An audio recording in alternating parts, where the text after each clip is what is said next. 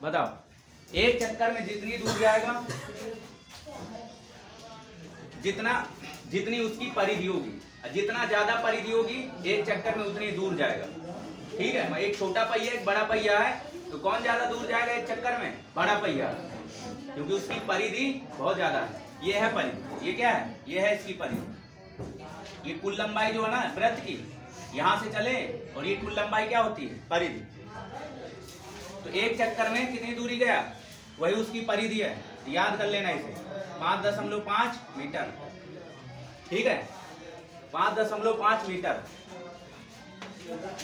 अब परिधि का फार्मूला क्या होता है? 2πr। तो परिधि का फार्मूला 2πr होता है, मतलब ये 2πr के बराबर होगा। होगा कि नहीं होगा? अब यहाँ पे r का मान निकाल सकते हो, है ना। पाई का मान रख दो 22/7। ठीक है, 5.5 ये उस साइड चला जाएगा, तो 7 ऊपर चला जाएगा, 22 नीचे आ जाएगा, 2 भी नीचे आ जाएगा, अंश वाला हार में चला जाएगा, हार वाला अंश में आ जाएगा। इस तरह से यहाँ त्रिज्या निकाल ली जाएगी, है ना। अब काट दो, इतने मीटर त्रिज्याई, इतने मीटर त्रिज्याई, यहाँ ये त्रिज्या इतने मीटर त्रिज्याई। क्योंकि अभी वृत्त का क्षेत्रफल निकालना ना, वृत्त का क्षेत्रफल, पहिए का क्षेत्रफल, पहिया का क्षेत्रफल। अगर हमें पहिए का क्षेत्रफल निकालना है तो फार्मूला क्या होगा? πr²।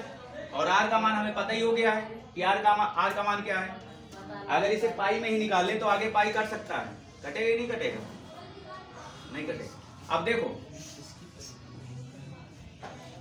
पाई कट जाएगा ना, रुक जाओ, कट जाएगा।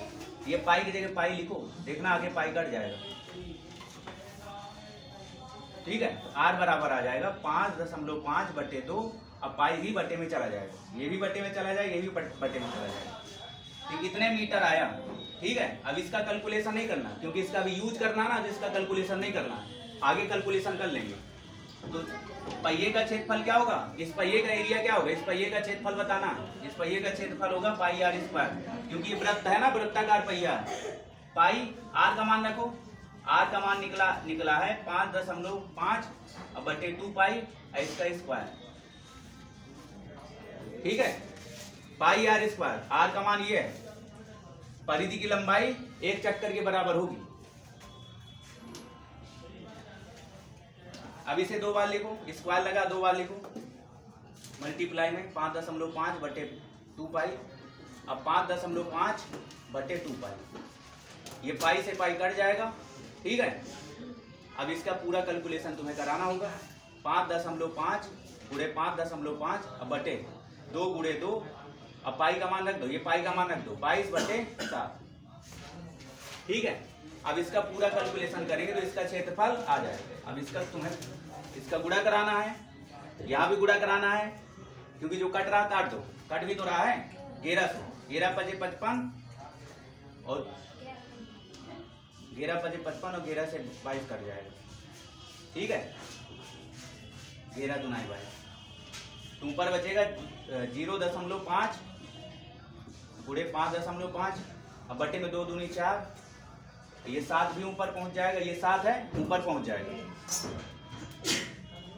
यहाँ पे आ जाएगा 2 गुणे 2 गुणे 2, मतलब आ जाएगा 8। नीचे 2 गुणे 2, 3 तो 2 बचेंगे तो 8 आ जाएगा। अब इसका पूरा कैलकुलेशन करा के ये क्षेत्रफल आ जाएगा तुम्हें। अब तुम्हें इसका भाग लगाना होगा बाद में, गुणा उड़ा करा के फाइनल आंसर आ जाएगा।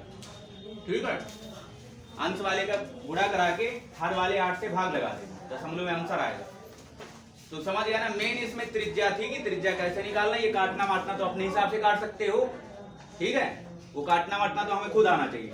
ये फार्मूला होता है πr²। परिधि की लंबाई एक चक्कर के बराबर होगी। यहाँ से हम त्रिज्या निकाल लेंगे, इस पहिए की त्रिज्या इतनी आई, और फार्मूला लगा देंगे πr², तो r का मान रख देंगे, तो आ जाएगा।